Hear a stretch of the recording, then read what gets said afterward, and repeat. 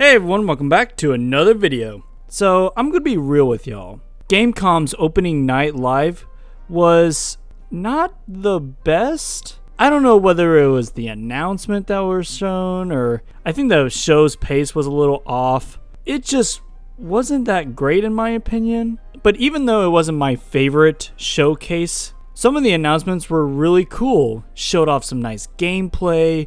You got the feel of how the game actually works. And then you have some reveals that were just CGI whatevers. Like seriously, what am I supposed to get out of some of these CGI showcases? I don't get any sense of the gameplay here. It just looks like another fantasy game. Now I know I'm not the most knowledgeable when it comes to the game industry and all, but paying for a CGI trailer when you can just show off the gameplay of your game just kind of confuses me. If it was a well-recognized IP, I would understand a CGI trailer. For example, you can show off a Final Fantasy trailer, show off the Final Fantasy CGI and stuff, and then have at the end Final Fantasy 16, and then everyone will just blow up into hype. However, if you do that for a brand new game, you're not going to get the same reaction. Maybe some people will enjoy watching a CGI trailer, but I don't think a lot of gamers really care for CGI trailers like this. I could be wrong, but for me personally, I prefer trailers to have gameplay in there. Sure, a little CGI is fine, but at least have some gameplay along with it, and having enough gameplay to go along with that CGI. Not have like 3 minutes of CGI and then 10 seconds of gameplay. Just like one of the games we'll be talking about here in a bit. But before I get into the games, if you like this video, go ahead and give it a good old thumbs up. And go ahead and hit that subscribe button if you want to see more videos like this. I cover quite a bit of gaming news, whether it's small stuff like Kirby's Dream Buffet, or big stuff like Xbox's Showcase, or Nintendo Directs, or whatever. I kind of mostly focus on Nintendo stuff for the most part, but I do talk about other platforms. Okay, now with that out of the way, let's go ahead and get into the highlights that were shown off here. Now, these are stuff that I'm interested in, or at least semi-interested in. There are some that I left out that I was kind of interested in, but the games that I got here grabbed my attention enough to put in this video. If I didn't talk about or show a game that you like, it's nothing personal. It's probably just not my kind of game. So with that, let's get into Atlas Fallen. Yeah, remember when I was dogging on CGI trailers? Yeah, this reveal trailer was certainly full of CGI cutscenes. However, the last 10 or 20 seconds of the CGI trailer, we actually got gameplay, which is not a great balance because I would have preferred more gameplay to CGI, but at least we got some gameplay here. And for what it's worth, the gameplay actually looks really interesting. Again, why not just show the gameplay? The gameplay has me more hyped than the CGI ever could have. I'm still not sure what exactly Atlas Fallen is. It looks like an adventure game, doesn't seem like an MMO or anything, which is really nice because I'm not really into MMOs. Oh no. So, I'm not the biggest Dune fan, but this trailer, somehow the CGI kinda worked for me in this one. I have to admit, there are exceptions apparently when it comes to CGI trailers. I think it's because I knew that it was Dune. I don't know, man, this CGI trailer really worked for me. I was really hoping by just how this trailer looked and how it was kind of focusing on one guy, I was really hoping it was going to be an action adventure game. Kind of like Uncharted or Last of Us. I was just hoping that it was that single player third person adventure game. But it's not quite that because it's a survival MMO. Oh man, what a disappointment that was. But if you are into MMOs, this actually could be really cool. An MMO in the Dune universe seems really appealing, I would assume, to Dune fans alike. As for me though, I would rather have, like I said, an open world adventure or some kind of single player game surrounding the Dune universe. But with that said, this trailer was effective for me, even if it is for an MMO. Up next, we have Lies of P. Now, I actually knew about this game before the reveal trailer because It was going around Twitter there for a bit. I believe it was like last year. And the look of this game and the world, the environments, the setting that this is placed, oh my goodness. I wish I was a Dark Souls fan because this looks incredible. I've tried out Elden Ring earlier this year, but I just couldn't really get into it. Maybe if I tried it again and really sunk some hours into it, I would get into it. But for some reason, I just have a hard time with Souls games like this. But man, making a game out of the Pinocchio universe is just such a cool, unique idea. I say unique, it's based on the Pinocchio universe. It's based on another IP, but still, they're doing some interesting, cool things with that property, and it just looks fantastic. The enemy designs are just wacky, crazy. Kind of reminds me of Bloodborne. All of it kind of reminds me of Bloodborne, which I think is kind of the point, because Bloodborne is such a highly acclaimed game. I mean, who wouldn't want to look like that game? Especially when it comes to a Soul-style game.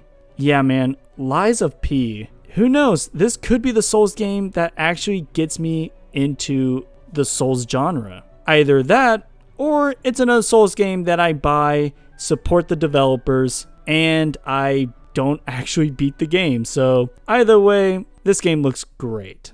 Oh, I probably should have mentioned that I didn't really order anything in this list. So if you're wondering what my thought process was of ordering the list, yeah, there really wasn't any. So up next we have Dead Island 2.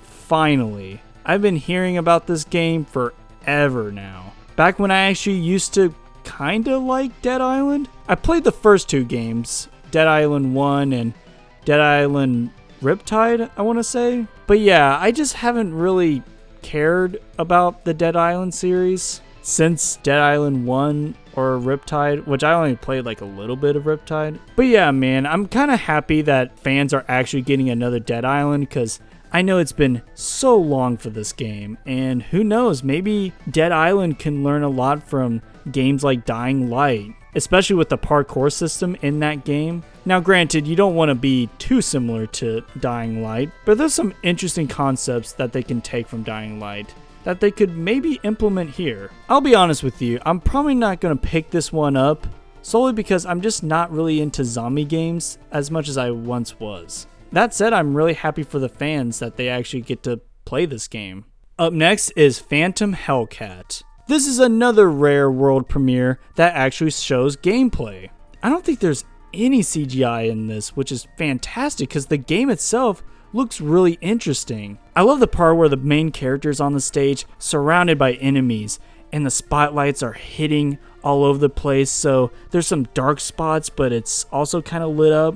This game looks really interesting, and I'm not quite sure exactly what all the game is, but it looks fascinating, and I really want to know more about it, which honestly makes it a really good game reveal.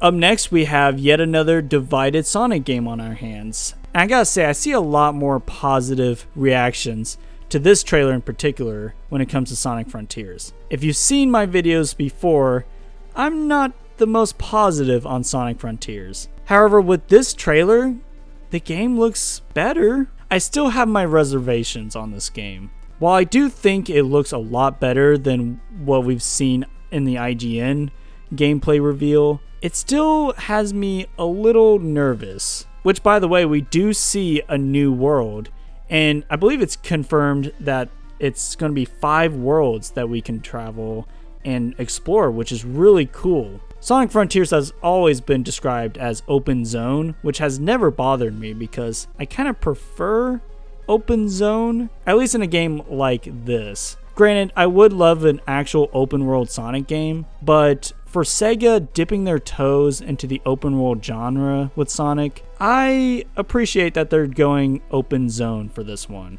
That way they can focus on making the environments as interesting as possible, which is something I am concerned about.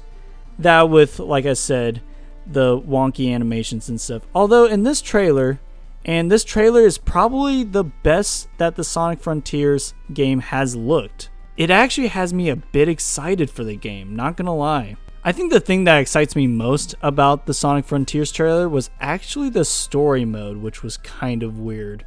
I don't know, the way Sonic is talking and stuff, it actually is getting me to kind of care about the story.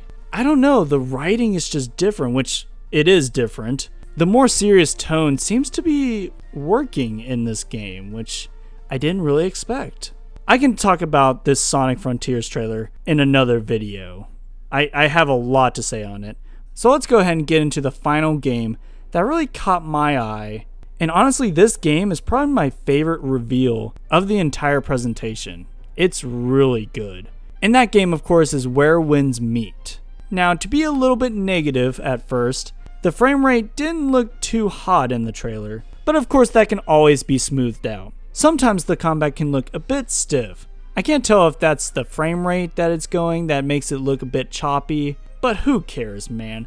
This looks so fascinating. It kind of reminds me of Ghost of Tsushima, and I'm not quite sure if they meant to do that, especially with the opening shot of the gameplay reveal of it all. It looks a lot like Ghost of Tsushima until it actually gets more into the trailer and then starts to look less and less like, which is not a bad thing. I love Ghost of Tsushima, but this is definitely its own game.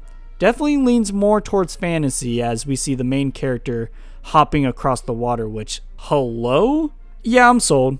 That's all you had to show me was just him running across the water like that. That's really cool, and I don't know how they're going to implement that in terms of gameplay, but yes, please. I will definitely be taking this game. Thank you. Well, that's it. That's all the games that stood out to me personally. I know there's games like Callisto Protocol or games like High on Life, which do look interesting, but they're not my kind of games. And they're not games that I really want to talk about, like for Dead Island 2, because I do have some experience with the older games of the Dead Island series. But yeah, as a whole, like I said, the presentation as a whole wasn't my favorite, but there were some gems in here that people seem to be missing out on, honestly. You just have to ignore weird, awkward things like the Pikachu car or Hideo Kojima announcing a podcast. Like, really? Why does that need to be anywhere here? Whatever. That's cool and all, but I'm not really interested in a Hideo Kojima podcast. If you are, great, that's cool.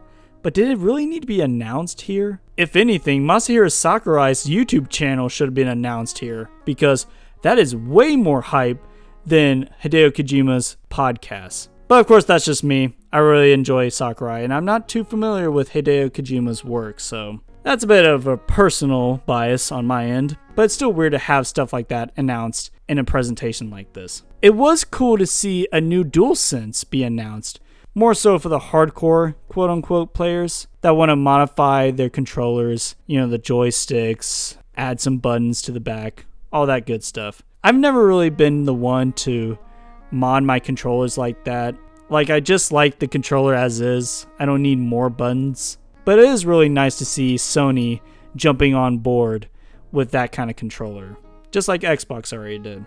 But yeah, that's about it. Let me know your thoughts down below about the whole presentation. Were you disappointed by the pace of the presentation? Also, let me know down below if you liked some of these announcements. There were great hidden gems here. You just had to really look for them and pick them out of the huge catalog of games that were shown. Thank you guys so much for watching, and I'll see y'all next time. God bless.